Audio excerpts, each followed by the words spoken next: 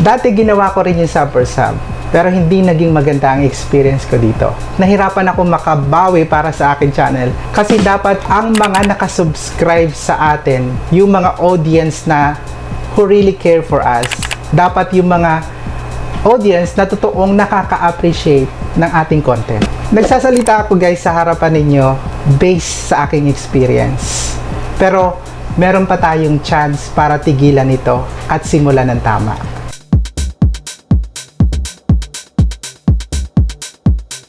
Hi guys! It's me again, Gelo Amisola. Welcome to YouTuber's Guide, Usapang YT Community.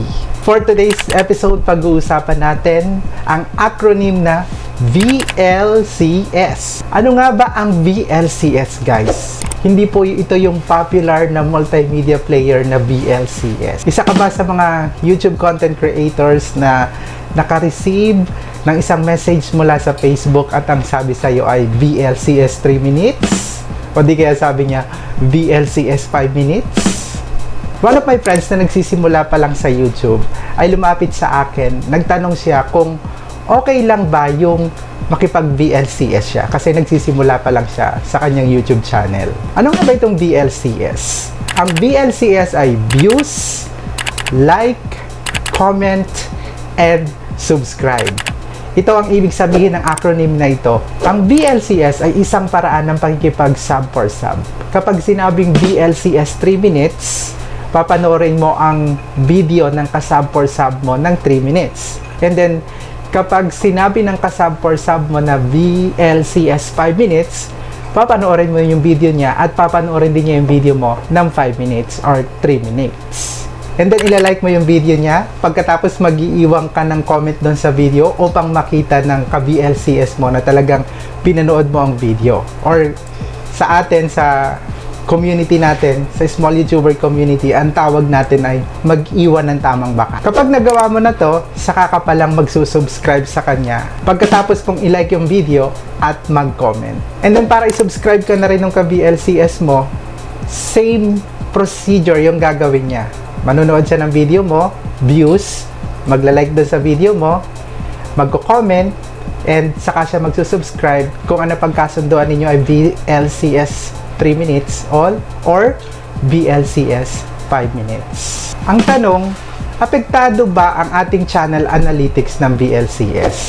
Kung sasali ka sa VLCS, paano ka makasisiguro na yung ka-VLCS mo ay pinapanood yung video mo ng 3 minutes kung ang kasunduan ninyo ay 3 minutes?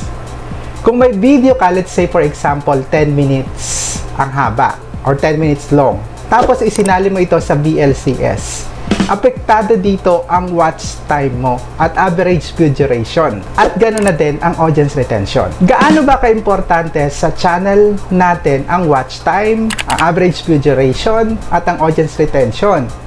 Ang watch time, average view duration at audience retention ay bahagi ng ating channel engagement. Kapag nabasa ng ating algorithm, halimbawa may 10 minutes ka at karamihan sa unique viewers na pumapasok sa channel mo ay pinapanood yung iyong video, let's say tinatapos nilang panoorin yung iyong video dahil interesting ito, ibig sabihin, magkakaroon ka ng mataas na watch time. Kapag mataas ang watch time, ito ang basehan ng algorithm para sa YouTube recommendation. Ang videos na may mataas na watch time ay ang mga videos na nagra-rank sa YouTube recommendation, kagaya ng suggested videos, browse features, at YouTube search.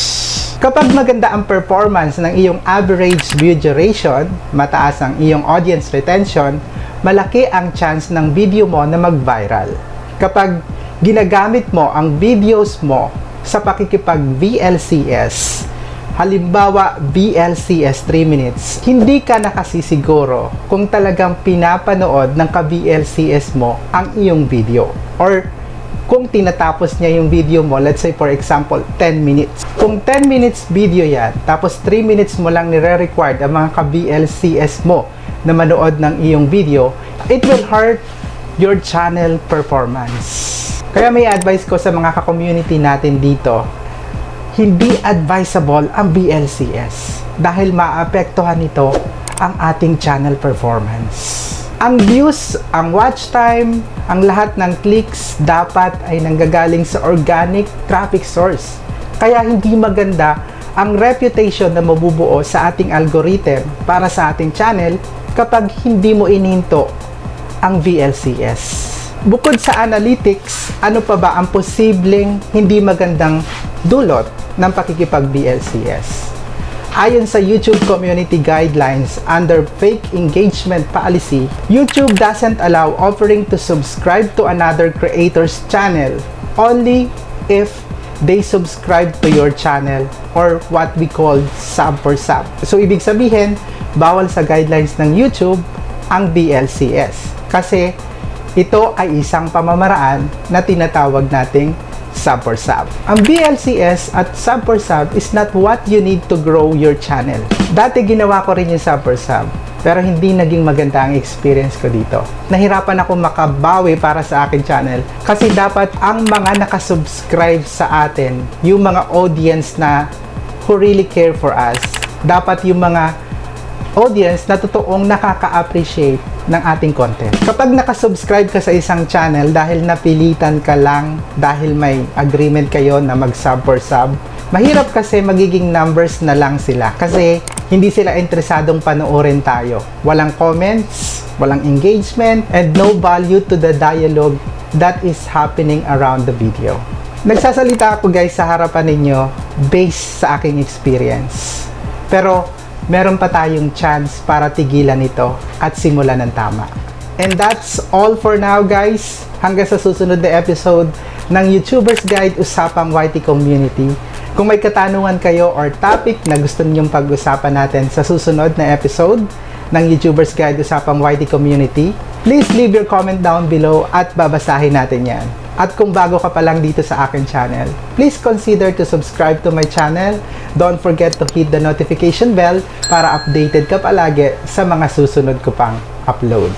Thank you so much guys for watching.